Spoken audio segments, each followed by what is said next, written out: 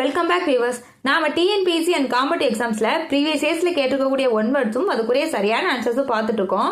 அந்த வகையில் இன்னைக்கு நம்ம என்ன கொஸ்டின் பார்க்க போறோம் அப்படின்னு கேட்டீங்கன்னா, the tissue in plastid are not present அப்படின்னு கேட்டிருக்காங்க. அதாவது பிளாஸ்டிட்ல இருக்க டிஷ்யூல கீழ்கண்டவற்றுள்ள எது இருக்காது அப்படின்னு கேட்டிருக்காங்க. Option A aerenchyma, option B collenchyma, option C parenchyma and option D sclerenchyma. முதல்ல ஏரன் கைமா, குளோரன் கைமா, பேரன் கைமா, ஸ்க்ளீரன் கைமானா என்னன்னு தெரிஞ்சுக்கலாம். ஏரன் கைமானா என்னன்னா சாஃப்ட் பிளான்ட் டிஷ்யூ கண்டெய்னிங் ஏர் ஸ்பேஸ். ஸ்பெஷலா எங்க இருக்கும் அப்படின்னா அக்வாட்டிக் பிளான்ட்ல தான் இந்த இருக்கும். பிகாஸ் ஆஃப் இந்த ஏரன் கைமா இருக்கக்கூடிய பிளான்ட்ஸ் எல்லாமே தண்ணியில ஃப்ளோட்டிங் ஆகிற மாதிரி இருக்கும். அதுக்கு தான் இந்த ஏர் செக்ஸ் வந்து உதவிகரமா இருக்கு. இதுதான் ஏரன் கைமா. அண்ட் கோலன் கைமா அப்படின்னா என்னன்னா, இது வந்து சப்போர்ட்டிங் டிஷ்யூ. இது எப்படி இருக்கும்னா லிவிங்ல வந்து எலாங்கேட்டடா அரேஞ்ச் ஆகிருக்கும். இர்ரெகுலரான செல்வால் வந்து இந்த கோலன் கைமாக்கு இருக்கும். அண்ட் பேரன் கைமானா என்ன அப்படின்னு கேட்டீங்கன்னா, கனெக்டிவ் அண்ட் சப்போர்ட்டிங் டிஷ்யூ அப்படின்னு சொல்லிட்டாச்சு.